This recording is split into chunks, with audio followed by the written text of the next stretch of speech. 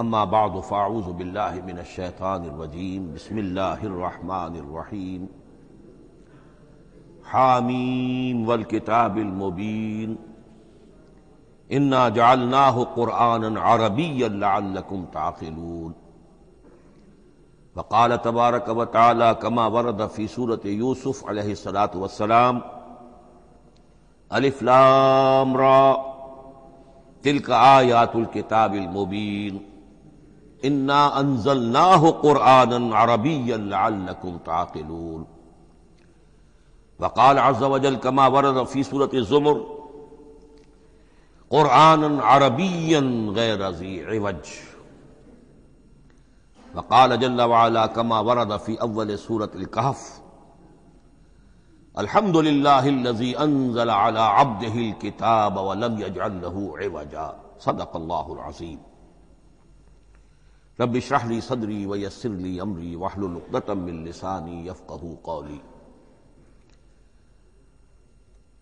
تعارف قرآن کے ضمن میں جو مباحث پہلی نشست میں مکمل ہو چکے ہیں اس میں ایک کمی رہ گئی تھی، اس کو پورا کر لیجئے۔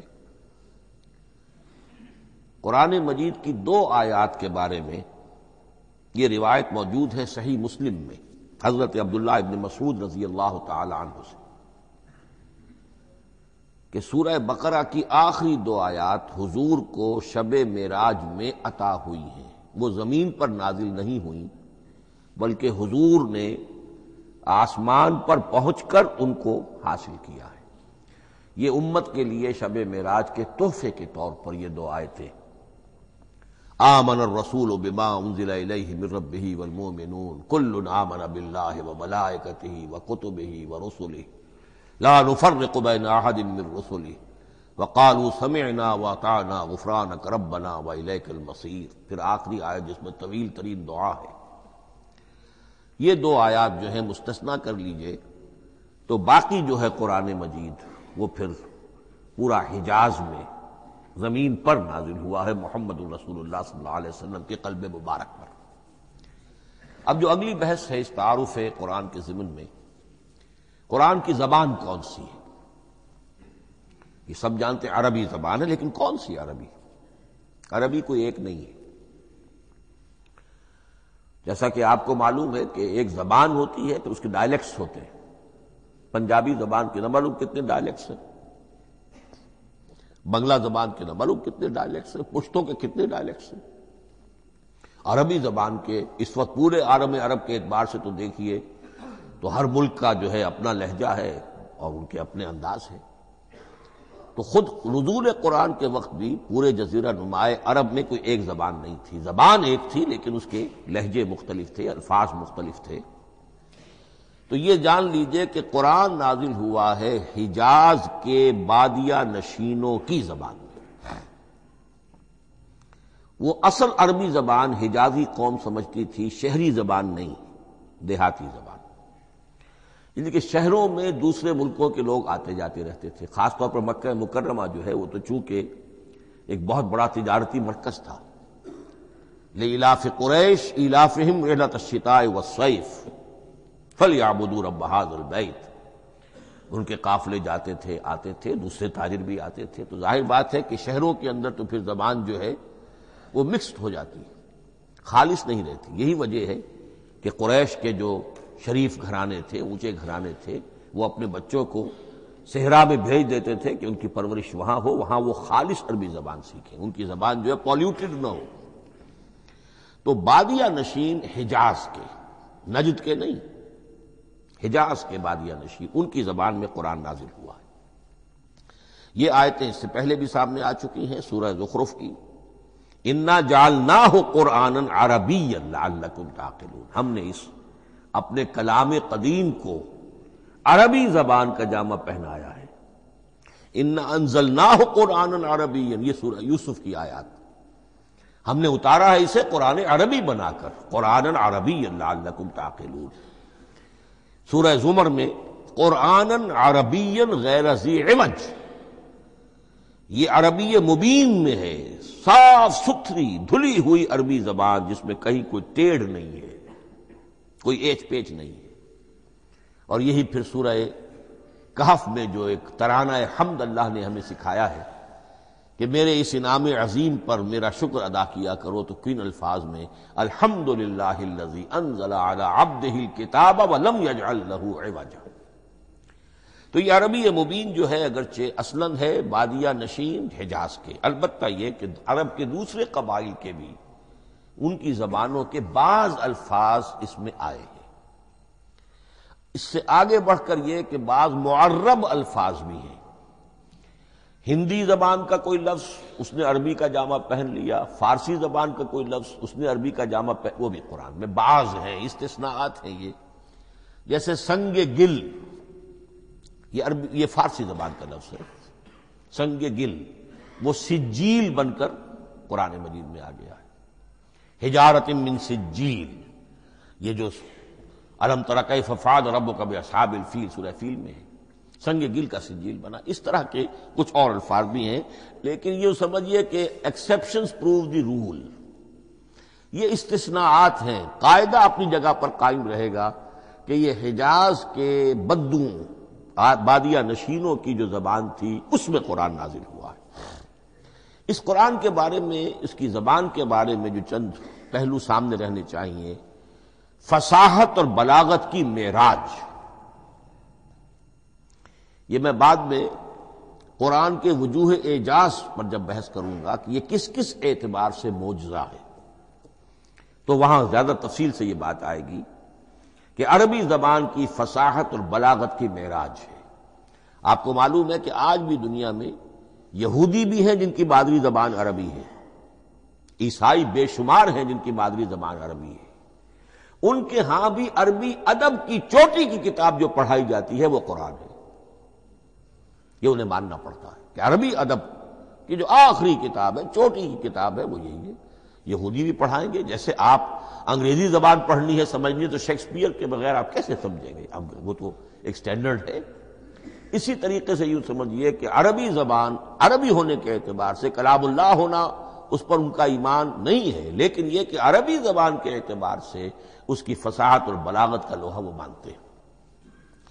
پھر اس میں ایک خاص ملکوتی غنا ہے، ڈیوائن میوزک، صوتی آہنگ ہے، عذوبت ہے، مٹھاس ہے۔ لاہور میں ایک صاحب ہیں جو پروفیسر ہیں فونیٹکس کے پنجاب یونیورسٹی میں، وہ کہتے ہیں میں ثابت کر سکتا ہوں کہ جتنے بھی آج دنیا میں اصول ہیں صوتی، یہ خود اپنی جگہ ایک بہت بڑی سائنس ہے، اس کے اعتبار سے میں ثابت کر سکتا ہوں کہ بلند ترین موسیقی قرآن مجید میں ہے، ملکوتی غنا۔ اسی لیے قرآن مجید کو اچھی سے اچھی آواز میں پڑھنے کی تاکید آئی ہے۔ زینوا القرآن باصواتکم، قرآن کو اپنی آوازوں سے مزین کرو۔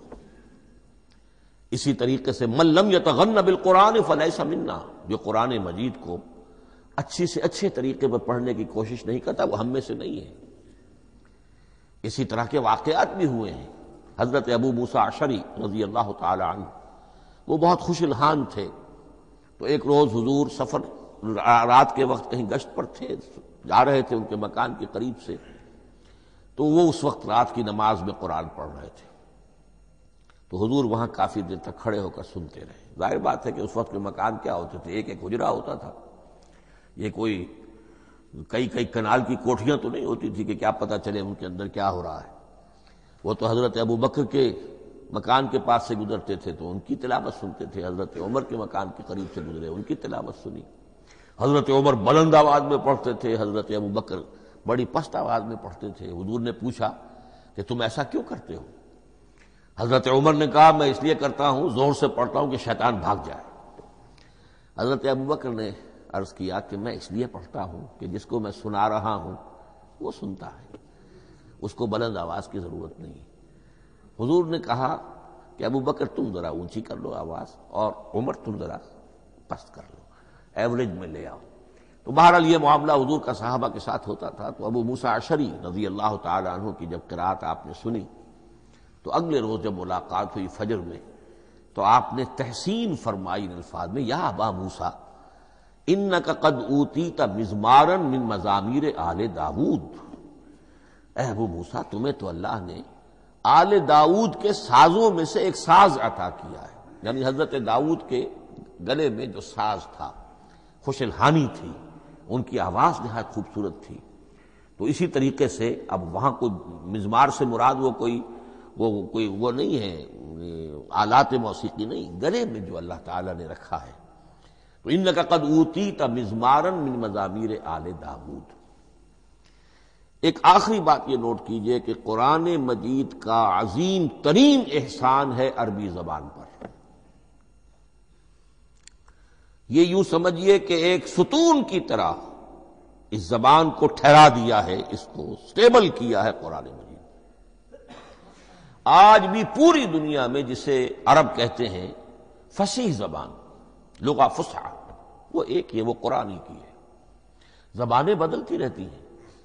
اردو 300 سال پہلے کی دکن میں جب شروع ہوئی، وہ آج آپ پڑھ بھی نہیں سکیں گے وہ کیا اردو تھی ولی دکنی کی، پھر وہ کیا اس نے روپ بدلے ہیں، اب وہ اردو کس شکل میں ہے، فارسی کن کن شکلوں میں رہی ہے، مختلف انگریزی کتنی شکلیں بدل گئی ہیں، لیکن عربی قائم ہے۔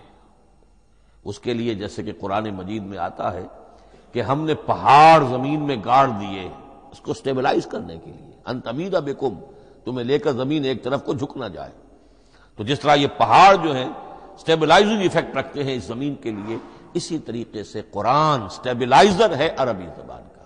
اس کے اندر جو ایک ٹھہراؤ اور جماؤ پیدا کیا ہے، یہ قرآن مجید کا احسان عظیم ہے۔ تعارف قرآن کے ضمن میں اگلی گفتگو، قرآن کے اسماء و صفات۔ عربوں کا ایک خاص ذوق تھا، اور ظاہر بات ہے کہ اللہ تعالیٰ نے جب قرآن نازل کیا ہے تو عربوں کے ذوق کو بھی مد نظر رکھا ہے۔ ان کا ذوق کیا تھا؟ جس چیز سے انہیں محبت ہوتی تھی اس کے وہ بہت سے نام رکھتے تھے۔ گھوڑے کے لیے ہزاروں لفظ مل جائیں گے آپ کو، شیر کے لیے 5000 الفاظ مل جائیں، تلوار کے لیے 5000 الفاظ مل جائیں، یعنی اس شے کی جو بھی صفت ہے اس صفت کے اعتبار سے ایک نام، کوئی اور صفت ہے اس صفت کے ایک اور نام۔ تو وہ صفاتی نام، اب جیسا کہ آپ کو معلوم ہے اللہ کے 99 نام صفاتی تو ہے نا، اللہ کی ایک صفت دوسری صفت، اسی کے اعتبار سے اس کے نام ہیں۔ قرآن مجید کے اسماء علامہ جلال الدین سیوطی رحمت اللہ علیہ نے 55 شمار کیے، لیکن وہ بھی مکمل نہیں ہے لسٹ، اس لیے کہ اس میں ایک اہم نام برہان یہ شامل نہیں ہے۔ ان میں سے جو اہم اسماء ہیں وہ میں آپ کو سنا دیتا۔ القرآن، جس پر گفتگو بعد میں ہوگی، اس لیے کہ سب سے زیادہ ایک رائے یہ ہے کہ یہ تو اس میں جامد ہے، اس میں علم ہے قرآن کے لیے، پراپر ناؤن ہے۔ الکتاب، الذکر، الہدی، النور، الفرقان، کلام اللہ، الوحی، روحا من امرنا۔ پھر اس کی صفات کے اعتبار سے الکریم، الحکیم، العظیم، المجید، المبین، رحمہ، العلی، بصائر، بشرا، بشیر، نذیر، عزیز، قرآن عزیز، بلاغ، بیان، احسن القصص، احسن الحدیث، موعظہ، شفاء، مبارک، مہیمن، قیم، مثانیہ، متشابہ۔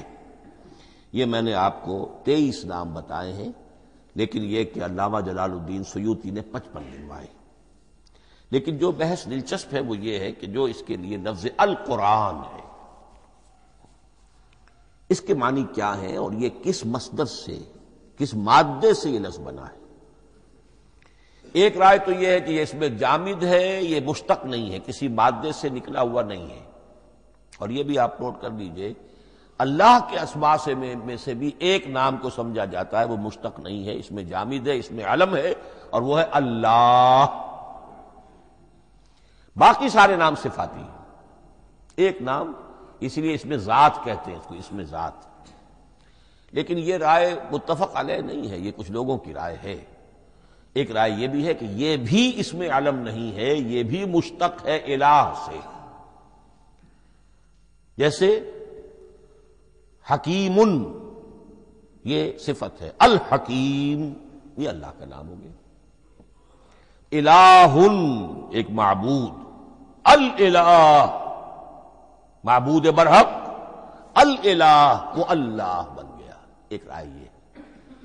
لیکن یہی اسی طریقے سے نوٹ کیجئے کہ قرآن مجید کے بارے میں بھی ایک رائے ہے کہ القرآن اس کا اسم علم ہے، پراپر ناؤن ہے، یہ جامد ہے، یہ مشتق نہیں ہے، کسی اور مادے سے نکلا نہیں۔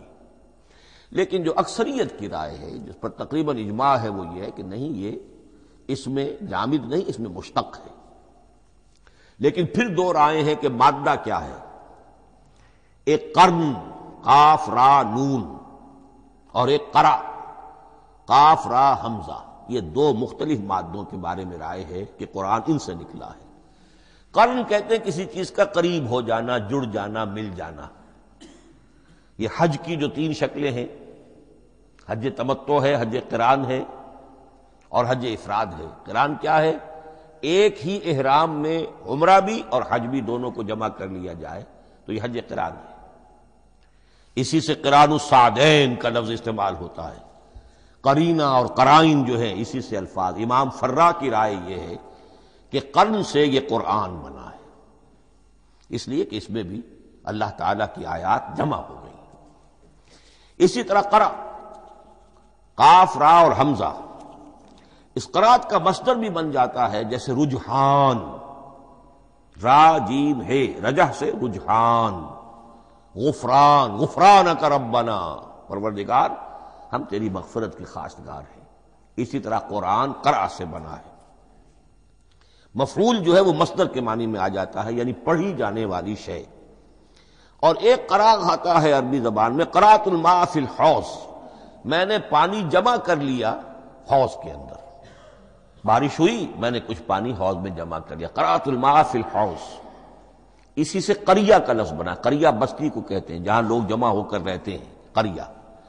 تو اس معنی میں یہ قرآن جو ہے یہ جمع ہے اللہ تعالیٰ کی اسماء صفات اور اللہ کی ذات جو ہے اور اس کی آیات کا جامع ہے۔ یہ ہے لفظ قرآن کی بحث۔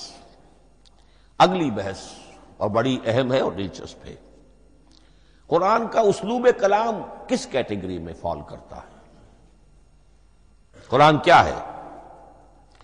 ایک شے کی تو سختی سے نفی کی اللہ نے، یہ شعر نہیں ہے، وما علمناہ الشعر وما ينبغی لہ، سورہ یاسین۔ ہم نے شعر تو انہیں سکھایا ہی نہیں، محمد رسول اللہ کو صلی اللہ علیہ وسلم، اور وہ شعر ان کے شایان شان بھی نہیں۔ شاعروں کے بارے میں سورہ شعراء میں چونکہ بالعموم شاعروں کے بارے میں جو بات کہی گئی ہے، وَالشُّعَرَاءُ يَتَّبِعُهُمُ الْغَاوُونَ أَلَمْ تَرَ أَنَّهُمْ فِي كُلِّ وَادٍ يَهِيمُونَ إِنَّهُمْ يَقُولُونَ مَا لَا يَفْعَلُونَ إِلَّا الَّذِينَ آمَنُوا۔ استثناء تو ہے کہ اچھے لوگ بھی ہوتے ہیں، لیکن اکثر و بیشتر شعراء کا معاملہ یہی ہے، ان کی پیروی کرتے ہیں وہی لوگ کہ جو حد سے گزرنے والے ہوتے ہیں، لاؤبالیانہ انداز والے لوگ، غیر سنجیدہ لوگ پیروی کرتے ہیں۔ خود وہ بھی زمین و آسمان کے قلابے ملاتے ہیں، کبھی ادھر کی بات کبھی ادھر کی بات۔ اور تیسری بات یہ کہ عام طور پر جو کہتے ہیں وہ کرتے نہیں ہیں، انہم یقولون ما لا یفعلون۔ تو یہ شعر کی تو نفی کی گئی ہے قرآن مجید، جیسا کہ میں نے آپ کو سنایا تھا سورہ حاقہ کی آیات، انہ لقول رسول کریم وما ہوا بقول شاعر، یہ شاعر کا کلام نہیں۔ البتہ ایک بات نوٹ کیجئے، جسے آزاد شاعری، آزاد نظم کہا جاتا ہے، وہ میرا گمان یہ ہے، میں نے چونکہ ان چیزوں کا کوئی تحقیقی مطالعہ نہیں کیا ہے، کہ شاید وہ ہے ہی قرآن سے ماخوذ آزاد شاعری۔ اس میں وزن نہیں ہوتا، ردم ہوتا ہے۔ آزاد شاعری کے اندر ایک ردم ہوتا ہے، وزن نہیں ہے، ایک مصرع اتنا سا، ایک بڑا لمبا چوڑا، لیکن ردم رہے گا۔ یہ جو آزاد شاعری، بلینک ورس جس کو آپ کہتے ہیں، میرا گمان یہ ہے کہ شاید دنیا میں اس کا رواج قرآن کے بعد ہی ہوا ہو، اور قرآن مجید ہی کی نقالی میں یہ صنف جو ہے ادب کی وہ ایجاد کی گئی ہو۔ واللہ عالم، میں یہ بات دعوے سے نہیں کہہ سکتا، گمان ہے میرا۔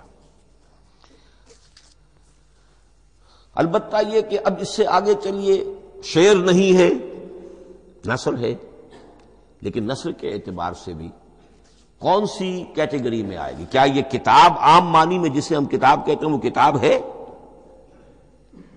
ایک تو وہ بات تھی نا جو اقبال کے حوالے سے میں نے آپ سے کہی، کتابیں نیز چیزیں دیگر است، اس وقت وہ بات نہیں میں کہہ رہا۔ عام کتابوں سے اس کا فرق کیا ہے؟ ایک کتاب ہوتی ہے، اس میں ہر چیپٹر میں ایک بحث مکمل ہو جاتی ہے، اگلے چیپٹر میں پھر لوٹا کر آپ پہلے چیپٹر کی کوئی بات نہیں کریں گے، پھر وہ بات آگے چلے گی، ابواب ہوں گے، ابواب میں مضمون کے مطابق مضمون آگے بڑھتا چلا جائے گا۔ کتاب کا یہ لازمی وصف ہے۔ قرآن مجید عثمانی میں کتاب نہیں ہے، اس میں قصہ آدم و ابلیس 7 جگہ آ رہا ہے،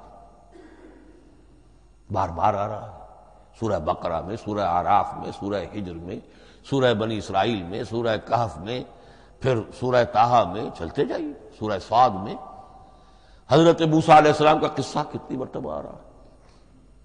تو قرآن مجید اس کتاب کی کیٹیگری، اس کی ڈیفینیشن پر پورا نہیں اترتا۔ دنیا میں جو کتاب کا معیار ہے، عام اس کا جو اسلوب ہے، اس کی جو ڈیفینیشن ہے، ایک شکل ہوتی ہے مجموعہ مقالات، وہ بھی نہیں ہے، اس میں ہر مقالہ اپنی جگہ پر ایک مکمل شے ہوتی ہے، لیکن یہ کہ وہ دوسرے مقالات سے تو مختلف ہوگی، یہ مجموعہ مقالات بھی نہیں۔ اس کا اسلوب جو ہے وہ خطبے کا ہے، اوریشن، اور یہ کہا جا سکتا ہے it's a collection of divine orations, یہ اللہ تعالی کے خطبات کا مجموعہ ہے۔ مختلف اوقات میں خطبے نازل ہوتے تھے حضور پر صلی اللہ علیہ وسلم، اور یہ بھی جان لیجئے کہ عرب میں ادب کی 2 ہی صنفیں تھیں جو معروف تھیں، یا شعر یا خطبہ، یا خطیب ہوتے تھے بڑے شعرا بیان خطیب، اور یا شاعر ہوتے تھے۔ تو یہ جب شعر کے اسلوب پر نہیں تھا تو خطابت کا اسلوب ہے جو اللہ نے اختیار فرمایا، اور ہر موقع پر، ہر مرحلے پر جو خطبہ اس وقت کے حالات کی مناسبت سے نازل ہوا وہ ایک صورت ہے۔ تو یہ ہے کلیکشن آف ڈیوائن اوریشنز، یہ اللہ تعالی کے مجموعہ خطبات الہیہ اسے کہا جا سکتا ہے، لیکن اس سے جو چند نتیجے نکلتے ہیں وہ نوٹ کرنے ضروری ہے۔ خطبے میں مخاطب اور مخاطب کے مابین ایک ریپور ضروری ہے۔ اگر کوئی مصنف بیٹا کتاب لکھ رہا ہے، اس کے سامنے کوئی سامع نہیں ہوتے، وہ تو اپنی مگن میں جو بھی خیال ہے اپنے دل میں وہ لکھ رہا ہے۔ خطبے میں سامنے ہوتے، اگر ان کے درمیان رپورٹ نہ رہے، ہم آہنگی نہ رہے، تو پھر وہ خطبہ غیر مؤثر ہو جائے گا، لوگ جو ہیں ان کو اونگ آنے لگے گی، وہ متوجہ ہی نہیں رہیں گے۔ تو ایک رپورٹ مخاطب اور مخاطب ان کے درمیان۔ دوسرے یہ کہ خطبہ کا ایک وصف لازمی یہ ہوتا ہے کہ ایک واقعاتی پس منظر ہوتا ہے پیچھے موجود۔ اب کوئی شخص ہے سیاسی تقریر کر رہا ہے، ایک خاص پس منظر موجود ہے، اس میں وہ ان چیزوں کی طرف حوالے دیتا چلا جائے گا، صرف کوئی تفصیلات بیان نہیں کرے گا، اس لیے کہ وہ لوگوں کو معلوم ہے آج کے دور کا ایک واقعہ ہے، لوگوں کے علم میں ہے، لیکن کتاب میں آپ لکھیں گے تو پھر وہ پورا واقعہ بھی بیان کرنا پڑے گا آپ کو کہ یہ کب ہوا، کیسے ہوا، جس کا میں حوالہ دے رہا ہوں۔ لیکن خطبے کے اندر پس منظر جو ہے وہ موجود ہے، اور اس کے حوالے سے صرف جو اشارات اس کی طرف ہو جائیں گے۔ نمبر 3 یہ ہے کہ خطبے میں تحویل خطاب بہت ہوتا ہے۔ تحویل خطاب سے کیا مراد ہے؟ ابھی خطیب آپ سے بات کر رہا ہے، آپ سے مخاطب ہے، اور کسی وقت وہ فلاں کو جو یہاں موجود بھی نہیں ہے، وہ نواز شریف صاحب کو خطاب کرنا شروع کر دے گا۔ بھائی نواز شریف تو یہاں نہیں ہے، لیکن خطاب انداز وہ تو تقریر مقرر ہے، سیاسی تقریر کر رہا ہے، نواز شریف کو چیلنج کر رہا ہے، نواز شریف یہ کر دو گے تو ہم یہ کر دیں گے، اور نواز شریف یہ تم غلط کر رہے ہو، یا بے نظیر تمہارا یہ معاملہ۔ ہاں بے نظیر تو وہاں موجود نہیں، صدر ایوب صاحب کو جو بھی گالیاں دی جاتی تھی تقریروں کے اندر، وہ خود تو وہاں موجود نہیں ہوتے تھے۔ تو اس میں تحویل خطاب نوٹ کرنا پڑتا ہے، ابھی کس سے بات ہو رہی تھی، ابھی کس سے بات ہو رہی تھی۔ قرآن مجید میں آپ دیکھیں گے ایک آیت میں حضور سے خطاب ہے، اگلی آیت میں کفار سے خطاب ہے، اس سے اگلی آیت میں اہل ایمان سے خطاب ہے۔ تو تحویل خطاب جو ہوتا ہے اس کے حوالے سے نوٹ کرنا پڑتا ہے کہ اس وقت اس آیت کا جو رخ ہے کدھر ہے، اس میں کس کو خطاب کیا جا رہا ہے۔ چوتھی بات یہ ہے کہ خطبے میں صرف عقل سے اپیل نہیں کی جاتی، جذبات سے بھی اپیل ہوتی ہے۔ اسی لیے خطابی انداز کہلاتا ہے، خطابی انداز میں لوگوں کے جذبات سے بھی اپیل کی جاتی ہے۔ جبکہ آپ ایک مقالہ لکھ رہے ہوں گے، اس میں جذبات کی بات نہیں آئے گی، ٹھنڈی ٹھنڈی عقلی باتیں، منطقی باتیں، دلیل صغرا کبرا جوڑیے، نتیجہ نکالیے، وہ لوگوں کے سامنے رکھیے، تصنیف ہے۔ لیکن خطبے کے اندر صرف عقل نہیں، جذبات سے بھی اپیل ہوتی ہے۔ اب یہ سارے اوصاف میں جو بیان کر رہا ہوں، یہ سب قرآن مجید میں بتمام و کمال بدرجہ اتم موجود ہیں۔ اور آخری بات یہ کہ خطبے میں، اور یہ کہ یہ چیز مشترک ہے غزل میں بھی اور قصیدے میں بھی اور خطبے میں بھی، اس کا اول و آخر بہت جامع اور مؤثر ہونا چاہیے۔ اسی لیے مطلع مقطع یہ خاص طور پر ہوتے ہیں نا، مقطع میں آپ پڑھی ہے سکون گسترانہ بات، جس غزل کا مطلع جاندار ہے اس کو آدمی پڑھے گا، اور اگر وہ مطلع پھسپھسا ہے وہ باقی نظم پڑھے گا ہی نہیں، چاہے آگے اس کے اندر بڑا عمدہ شعر بھی ہو وہ نہیں پڑھے گا۔ مطلع ہی جو ہے بے جان ہے، پھسپھسا ہے۔ پھر مقطع آخری جو شعر ہو، تو قصیدے میں بھی یہ ہے اور خطبے میں بھی یہ ہے۔ یہی وجہ ہے کہ قرآن مجید کی صورتوں میں اکثر و بیشتر شروع کی آیات اور آخری آیات انتہائی اہم ہوتی ہیں، بہت جامع ہوتی ہیں، جن کو کہا جاتا ہے کہ یہ سور جو ہیں ان کی ابتدائی آیات، خواتین اور پہلی آیات۔ اب سورہ بقرہ کی آیات شروع کی، پھر آخری جو ابھی میں نے آپ کو سنائی، یہی آل عمران کا معاملہ ہے، کس شان کے ساتھ وہ اٹھ رہی ہے۔ یہی سورہ حج کا ہر جگہ پر آپ دیکھیں گے ابتدائی جو ہے خطیب اگر ایسی بات، ایسا انداز اختیار کرے کہ اپنے سامعین کی توجہ کو اپنی طرف مبذول کرا دے، اگر شروع کا انداز ایسا نہیں ہے تو وہ بات آگے بڑھے گی نہیں۔ آخری بات یہ کہ خطبے میں ہمیشہ یہ ہوگا کہ ایک مین سپیکر جو ہے اس کی ایک بات سامنے ہے کہ میں نے یہ بات اپنے سامعین کے ذہن میں بٹھانی ہے، لیکن دائیں بائیں کی باتیں کرے گا، کوئی قصہ بھی سنائے گا، کوئی شعر پڑھے گا، کوئی اور کوئی لطیفہ بھی سنائے گا۔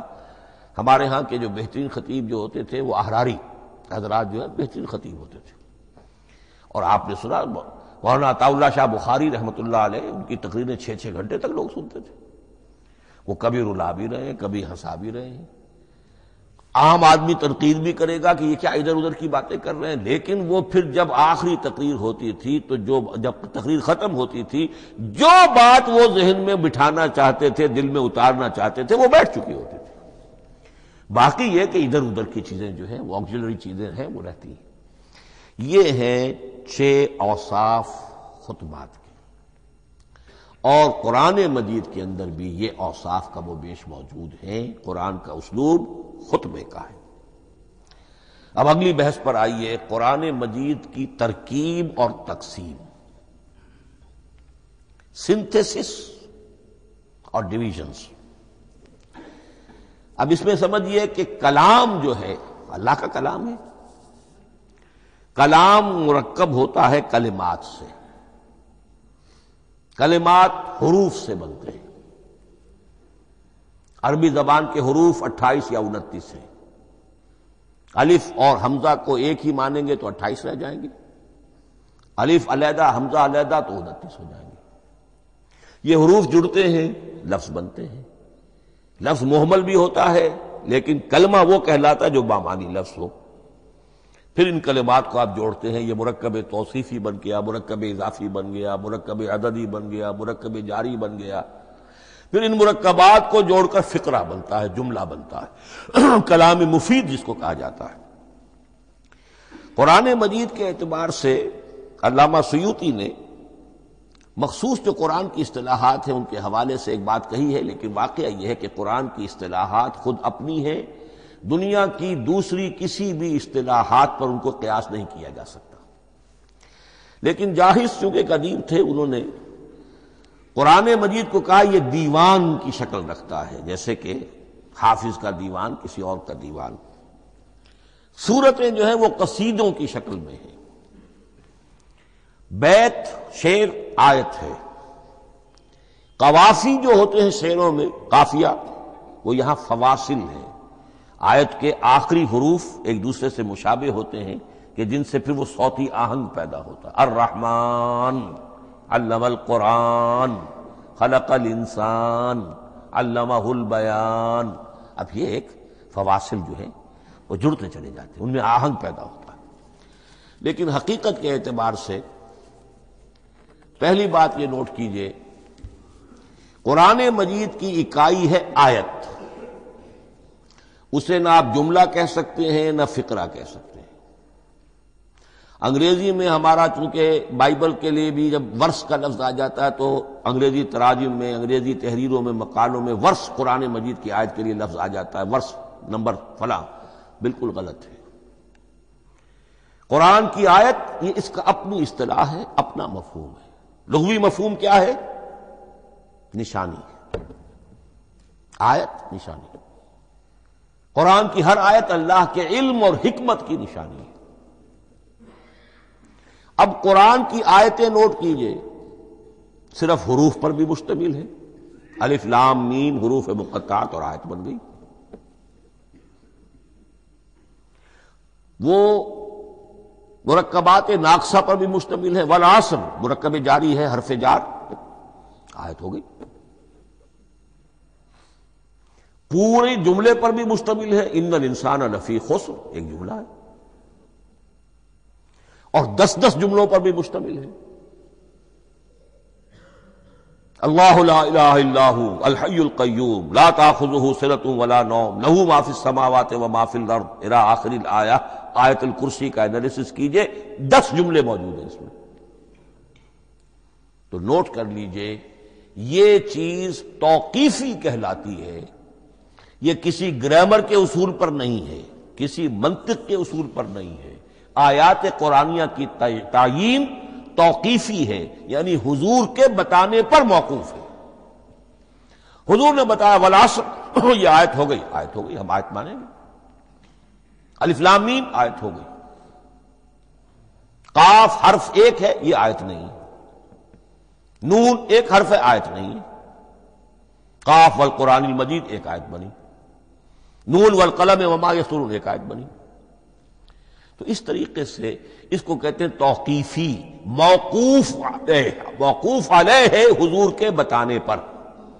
اب اس میں روایات کا اختلاف ہو سکتا ہے کہ حضور سے کوئی روایت یہ ہو کہ یہ ایک آیت بنی یا 2 آیتیں بنی۔ مثلا بڑی اہم مثال آپ کو دے رہا ہوں، سورہ مزمل کی جو دوسرا رکوع ہے، پورا دوسرا رکوع، وہ 1 آیت شمار ہوتا ہے۔ اور میرا بڑا گمان رہا بہت عرصے تک کہ یہ 1 آیت نہیں ہو سکتی، یہ مختلف اوقات میں نازل ہوئی ہیں، 2 اوقات میں نازل ہوئی ہے۔ اور یہ مجھے قول مل گیا علامہ سیوطی کے ہاں، حضرت عبداللہ ابن عباس رضی اللہ تعالی عنہما کا قول کہ یہ 2 آیتیں ہیں، 1 نہیں۔ لیکن یہ کہ یہ ہوگا موقوف روایت پر، میں کوئی نہیں ہوں جو اسے قرار دے سکوں۔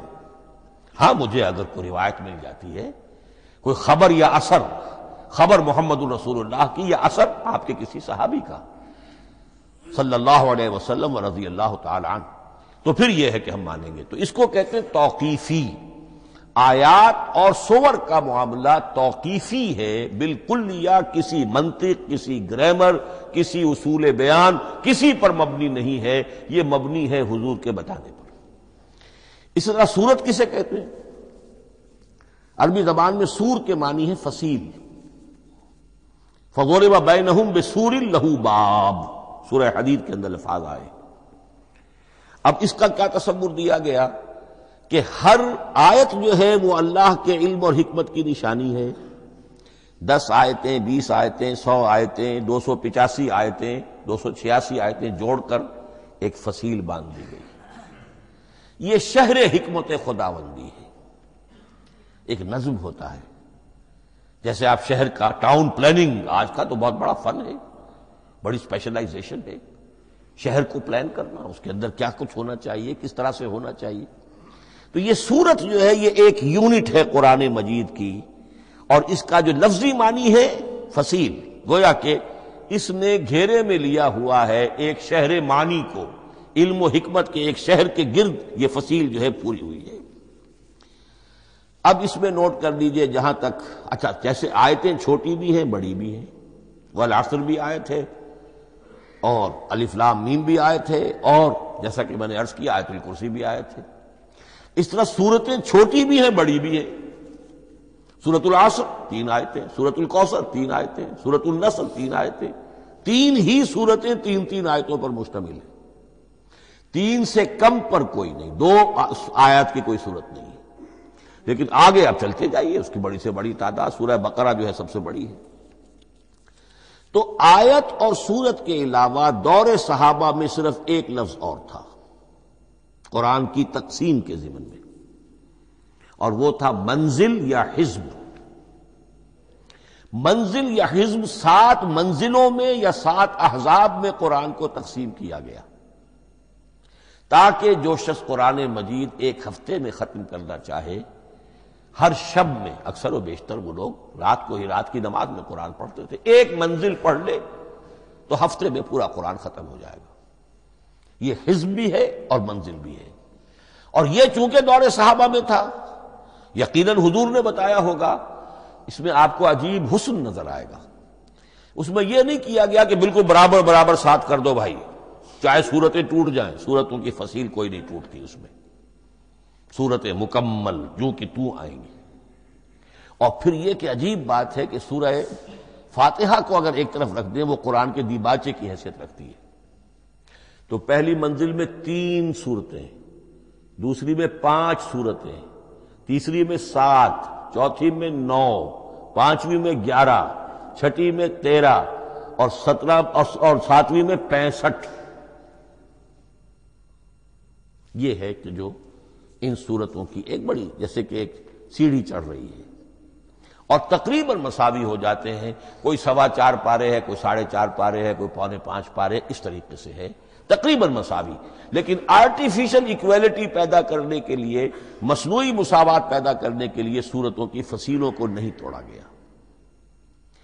اس سے آگے چل کر جو پاروں کی تقسیم ہے وہ بہت بعد کی بات ہے، 30 پارے، اور اس میں آپ کو یہ ساری قباحتیں نظر آئیں گی۔ اس میں صورتوں کی فصیلیں توڑی گئی ہیں اور بڑے بھونڈے طریقے پر توڑی گئی۔ سورہ ہجر ایک آیت ادھر ہے، باقی ساری صورت جو ہے اگلے پارے میں فصیلیں توڑ دی گئی۔ معلوم ہوتا ہے کسی شخص کے پاس جو قرآن تھا مصحف، اس نے صفحے گنے، 7 سے 30 سے تقسیم کیا اور برابر صفحوں کے اندر وہ پارے بنا دیے۔ لیکن بہرحال دور صحابہ میں پاروں کا کوئی ذکر نہیں تھا، یہ بات کی بات ہے۔ دور صحابہ میں آیت، سورت اور حزب۔ اسی طریقے سے طویل سورتوں کو جو رکوعوں میں تقسیم کیا گیا، یہ بھی بات کی بات ہے۔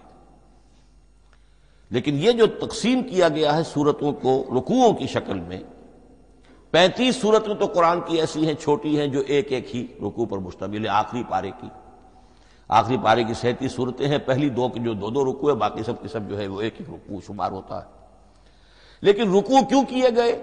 لمبی صورتوں میں سے اگر کچھ حصہ پڑھنا ہے نماز میں، سورہ بقرہ پوری تو نہیں پڑھ سکتے آپ ایک رکعت کے اندر، تو اس کا وہ حصہ پڑھا جائے جس میں ایک مضمون پورا ہو جائے، مضمون نہ ٹوٹے، تاکہ وہاں پر رکوع کرے آدمی کہ جہاں پر کہ وہ مضمون ایک اعتبار سے مکمل ہو گیا۔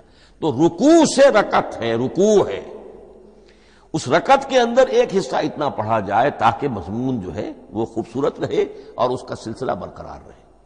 یہ تقسیم بھی اگرچہ بہت ہی ایک بدنام شخص ہے ہماری تاریخ کا، حجاج ابن یوسف، یہ اس کی ہوئی تقسیم ہے یا اس نے کرائی ہے، بہرحال اس کی طرف منسوب ہے، اور یہ بات ماننی پڑتی ہے کہ بڑے گہرے غور و فکر سے تقسیم کی گئی ہے، الل ٹپ نہیں ہے، بلکہ اس کے لیے واقعتاً غور کر کے جہاں وہ مضمون ختم ہوتا ہے، کہیں کہیں آپ اختلاف کر سکتے ہیں اور آپ کو حق حاصل ہے، اس لیے کہ یہ چیزیں توقیفی نہیں ہیں، یہ حضور کی بتائی ہوئی نہیں ہے، نہ رکوعوں کی تقسیم۔ اب سعودی عرب میں جو قرآن مجید چھپ رہے ہیں ان میں حزب ہو گئے ہیں، یعنی ہر پارے کو پارے برقرار رکھ کر 8 حزب بنا دیے انہوں نے، 4 حزب بنا دیے اور پھر نصف حزب کر کے 8 حصے کر دیے۔ تو یہ چیزیں جو ہمارے ہاں رکوع تو پاروں سے ادھر ادھر ہو جاتے ہیں، پارا بدل گیا رکوع وہی چل رہا ہے، اس لیے کہ رکوع میں مضمون کو پیش نظر رکھا گیا ہے، جبکہ پارے میں مضمون کو نہیں سامنے رکھا گیا۔ تو رکوع کا معاملہ جو ہے چاہے وہ حجاج ابن یوسف ہی نے کیا ہے، لیکن یہ کہ بہرحال وہ بہت صحیح ہے، اکثر و بیشتر کہیں کہیں آپ اس سے اختلاف کر سکتے ہیں۔ تو یہ تو اس کا ہم نے آپ کے سامنے رکھا سنتھیسس۔ اب اگلا موضوع ہے ترتیب و تدوین کیسے ہوئی۔ ان علینا جمعہ و قرآنہ، ہمارے ذمے ہے اس کو جمع بھی کرنا اور پڑھوانا بھی، اور پڑھوانے میں ترتیب آ جائے گی لازماً۔ لیکن یہ کہ ایک بات تو اس میں بالکل متفق علیہ ہے، جس میں کسی شک و شبے کی گنجائش نہیں۔ قرآن کی ترتیب نزولی اور تھی، ترتیب مصحف اور ہے۔ ترتیب مصحف میں سورہ فاتحہ کے بعد سورہ بقرہ ہے۔ سورہ بقرہ نازل ہوئی ہے مدنی دور میں جا کر،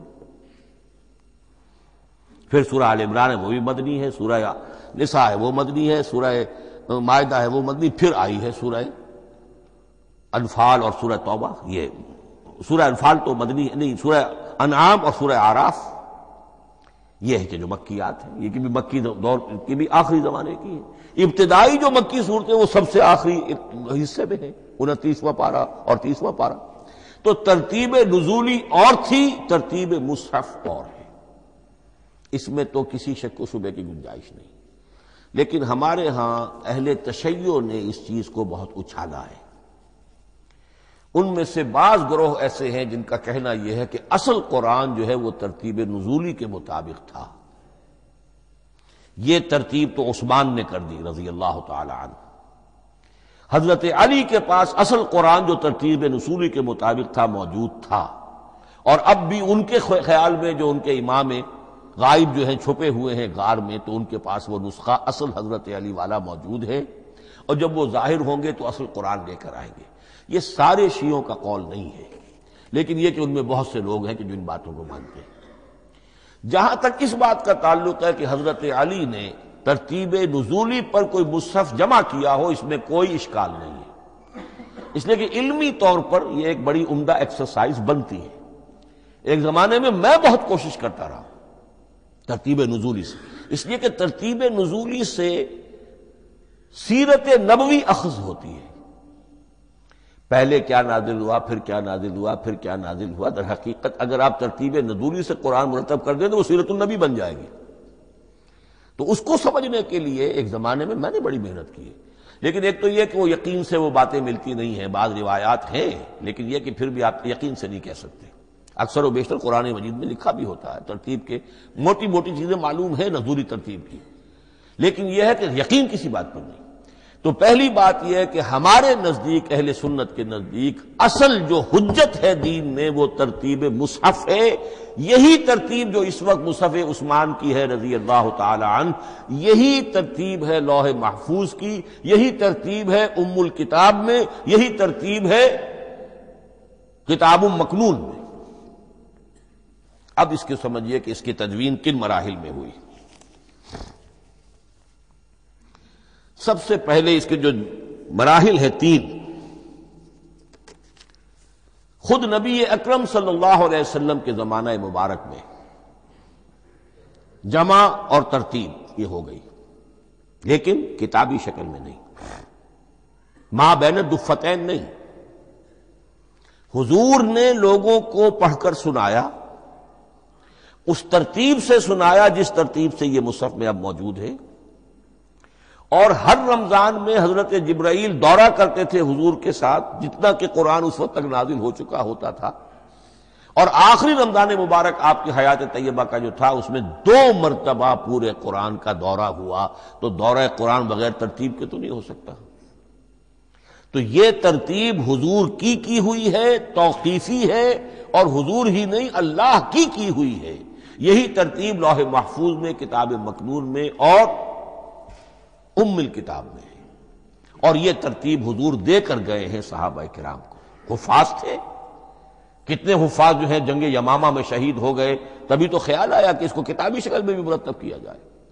لیکن کتابی شکل میں جسے کہتے ہیں 2 گتوں کے درمیان ایک کتاب مجلد، اس صورت میں جہاں تک میں تحقیق کر سکا ہوں اور جہاں تک ہمارے اکثر و بیشتر لوگوں کی رائے ہے، حضور کے زمانے میں یہ اس طریقے سے ما بین الدفتین، 2 گتوں کے مابین ایک کتاب کی شکل میں قرآن موجود نہیں تھا۔ لوگوں کے سینوں میں محفوظ تھا، جیسے محمد الرسول اللہ کے سینے میں محفوظ تھا۔ ان علینا جمعہ، وہ جمع حضور کے سینے میں کیا اللہ نے۔ اسی طرح پھر صحابہ کرام بے شمار جو حفاظ تھے ان کے سینوں میں محفوظ تھا۔ دوسرا مرحلہ کب آیا؟ جب حضرت ابوبکر صدیق کے عہد خلافت میں جنگ یمامہ میں بہت سے حفاظ شہید ہو گئے۔ اب ایک تشویش پیدا ہوئی، ایسا نہ ہو کہ قرآن ضائع ہو جائے، لہذا اسے کتابی شکل میں مرتب کر لینا چاہیے۔ اس کے لیے پھر بہت سے صحابہ نے حضرت ابوبکر کو اپروچ کیا کہ جتنے قراء ہیں، جتنے کاتبین وحی ہیں، ان سب کو آپ جمع کیجئے اور جمع کر کے اس قرآن مجید کو ایک کتاب کی شکل میں جمع کر لیں۔ حضرت ابوبکر شروع میں بہت ریلیکٹنٹ رہے، بہت ریلیکٹنٹ رہے۔ ان کا ایک خاص مزاج تھا، اتباع رسول کا جذبہ انتہا درجے کا۔ جو کام حضور نے نہیں کیا میں کیسے کروں؟ اگر تو یہ کام واقعی کرنے کا تھا تو حضور کرتے، میں کیسے کروں؟ لیکن یہ کہ جب صورتحال بہت لوگوں کی طرف سے دباؤ پڑا کہ نہیں یہ کر لینا چاہیے، ان کے سامنے بھی حکمت آ گئی، تو پھر انہوں نے اتفاق کرتے ہوئے جتنے بھی کاتبین وحی تھے ان سب کی ایک کمیٹی بنائی اور ان کو کہا کہ اب اس قرآن کو مرتب کر کے ایک کتابی شکل دے دی جائے۔ وہ کتابی شکل حضرت ابوبکر کے دور میں ہو گئی۔ تیسرا مرحلہ کیا ہے؟ یہ کتابی شکل میں جب قرآن مجید آ گیا اور شروع میں یہ اجازت تھی کہ ہر قبیلے، ہر علاقے کے لوگ اپنے لہجے میں پڑھ لیں۔ اب پنجابی ہمارا مسلمان جو ہے وہ چاقو کو کاچو کہے گا تو وہ لکھے ہوئے کو بھی چاقو کو کاچو پڑھ کے نکلے جائے گا۔ تو مختلف لہجوں میں ہونے سے وہ ان کا جو ہے قرآن مجید بدل رہا تھا، کوئی کسی طرح پڑھ رہا ہے، کوئی کسی طرح پڑھ رہا ہے۔ اب اس کی تشویش ہوئی حضرت عثمان کے زمانے میں، جب دور بہت پھیل گیا، اسلام کا دائرہ، دارالاسلام کی وسعت بہت ہو گئی کہ اس طرح اگر یہ لوگ پڑھیں گے اور اپنے اپنے لہجے کی وجہ سے اب اس لہجے میں شکل بدل بھی جاتی ہے لفظ کی۔ کاچو کو کاف الف چے واو لکھنا شروع کر دیں گے پھر کہ کاچو سنا ہم نے، تو چاقو تو سنا ہی نہیں۔ تو ایک لفظ ہے چاقو لکھ رہا ہے اور ایک کاچو لکھ رہا ہے، تو چاقو اور کاچو میں فرق ہو گیا۔ لہذا اس وقت پھر جو کام کیا گیا وہ یہ کہ ایک ہی رسم تحریر، رسم کتابت، رسم الخط میں قرآن مجید کے نسخے تیار کیے گئے۔ اصل میں ایک بہت بڑا مغالطہ ہو جاتا ہے ہمارے جمعوں کے خطبوں میں، حضرت عثمان رضی اللہ تعالی عنہ کے نام نامی کے ساتھ وہ قوافی جو ہیں ان کی مناسبت سے جامع آیات القرآن عثمان ابن عفان رضی اللہ تعالی عنہ، غالب علی کل غالب علی ابن ابی طالب رضی اللہ تعالی۔ اب یہ جو جوڑتے ہیں قافیے، تو حضرت عثمان کے نام کے ساتھ یہ قافیہ جوڑ دیا، اس سے لوگوں کو مغالطہ بھی ہوا اور دشمنوں نے ایکسپلائٹ کیا کہ اس کا مطلب یہ ہے کہ قرآن تو جمع ہوا ہے حضرت عثمان کے زمانے میں، اور حضرت عثمان کے زمانے میں اور حضور کے زمانے میں کم و بیش 15 سال کا فصل تو ہو چکا، گویا کہ قرآن مرتب ہی ہوا ہے حضور کے انتقال کے 15 برس بعد۔ پھر حضرت عثمان کی شخصیت کو خاص طور پر جو سبائی فتنہ اٹھا تھا اس نے ایک ڈسپیوٹڈ پرسنالٹی بنا کے رکھ دیا ہے، نہیں معاذ اللہ، کوئی شک نہیں، لیکن یہ کہ ایک فتنہ اٹھا، فتنۃ الکبریٰ، اور حضرت عثمان رضی اللہ تعالیٰ عنہ کو انہوں نے بدنام کیا، لہذا اس کے نام سے اور بٹا لگ گیا، یہ مصحف عثمان ہے۔ یہ ہے اصل میں وہ حماقتیں کہ جو ہوئی ہیں ہم سے، یہ قافیے ملانے کی وجہ سے، حالانکہ حضرت عثمان کی شان جو ہے وہ در حقیقت جامع آیات القرآن نہیں ہے، جامع الامت علی رسم واحد، پوری امت کو ایک رسم الخط پر جمع کرنے والی شخصیت حضرت عثمان کی ہے۔ مثلا اب دیکھیے مالک یوم الدین کس طرح لکھیں گے؟ میم لام اور کاف، میم الف اور لام اور کاف لکھیں گے آپ، یہ غلط ہو جائے گا۔ میم پر کھڑا زبر ہوگا اور اس کو مالک پڑھیں گے، میم پر اگر کھڑا زبر نہیں ہے پڑا زبر ہے تو ملک پڑھیں گے، اور قراتوں میں یہ دونوں موجود ہے، ملک یوم الدین بھی ہے اور مالک یوم الدین بھی ہے۔ اگر آپ نے میم الف لکھ دیا ایک قرات نکل گئی، اب وہ اس میں آ ہی نہیں سکتی، وہ تو مالک ہی پڑھا جائے گا۔ یہ زیر زبر بھی جو لگے ہیں قرآن مجید میں، یہ بھی حجاج ابن یوسف کے زمانے میں لگے، اس سے پہلے نہیں تھے۔ اور یہ رموز و اوقاف، یہ آیتوں کے نشان اور یہ وقفہ بیچ میں، یہ بھی حجاج ابن یوسف کے زمانے کی چیزیں ہیں۔ ورنہ عربوں کے لیے تو ان کی اپنی زبان تھی، انہیں ان چیزوں کی ضرورت ہی نہیں تھی۔ آپ کو معلوم ہے پرانے زمانے کے جو منشی ہوتے تھے، انشاء پرداز، وہ جب خط لکھتے تھے تو اس میں نقطے وغیرہ نہیں لگاتے تھے۔ جس کو خط لکھا جا رہا ہے وہ توہین سمجھے گا کہ شاید مجھے جاہل سمجھا کہ نقطے بھی لگا کے بھیجا جا رہا ہے خط پر، گویا کہ میں تو سمجھ ہی نہیں سکتا بغیر نقطوں کے۔ تو یہ جو ہے پرانے جو شکستہ خطوط لکھے جاتے تھے ان کا یہ انداز تھا، لہذا کوئی نقطے وغیرہ نہیں تھے، یہ بھی بعد میں لگے۔ تو ملک یوم الدین، مالک یوم الدین، اس کی رسم آئے گا میم لام کاف، کھڑا زبر ہے مالک یوم الدین اور ویسے پڑا زبر ہے ملک یوم الدین۔ یہ رسم الخط ہے جس پر کہ حضرت عثمان رضی اللہ تعالی عنہ نے پوری امت کو جمع کر دیا اور اس کے نسخے تیار کرا کے، مختلف روایات میں آتا ہے 5 یا 7 نسخے تھے، ایک مدینہ منورہ میں رکھا اپنے پاس، اور اسی پر ان کے خون کے دھبے بھی ہیں، اور وہ نسخہ قرآن مجید کا اب استنبول کے اندر ہے، توپ کاپی کا جو عجائب خانہ ہے، عجائب گھر ہے، جس میں جہاں نوادرات کے ساتھ ساتھ حضور کے بھی کچھ تبرکات اور جمع ہیں، وہاں وہ نسخہ موجود ہے۔ اس میں انگلی جو کٹی تھی حضرت نائلہ جو ان کی اہلیہ تھی، جب وار کیا گیا ہے حضرت عثمان پر، قرآن پڑھ رہے تھے، انہوں نے روکا اپنے ہاتھ سے تو ان کی انگلی کٹی اور اس کے خون کے قطرے جو ہیں وہ مصحف پر آئے۔ تو یہ وہ قرآن، پھر انہوں نے ایک مکہ مکرمہ میں، ایک دمشق میں، ایک کوفے میں، ایک یمن، ایک بحرین، ایک بصرہ، مختلف جگہوں پر وہ آفیشل ورشن قرآن کا صرف رسم الخط اسکرپٹ کے اعتبار سے۔ لیکن اب پھر نوٹ کر لیجئے، قرآن مرتب ہو چکا، مدون ہو چکا دور نبوی میں، لیکن کتابی شکل میں نہیں، سینوں میں محفوظ۔ دور خلافت ابی بکر میں وہ کتابی شکل میں لایا گیا، اور اس کے لیے پھر بحث ہوئی کہ اب اس کا نام کیا رکھا جائے۔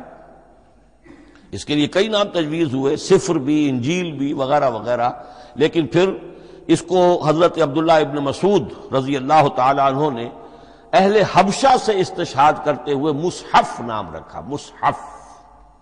یہ مصحف بن گیا حضرت ابو بکر کے زمانے میں، لیکن مصحف کی قرأت کے جو فرق ہو رہے تھے تو وہ لکھنے کے اندر بھی فرق آنا شروع ہو گیا۔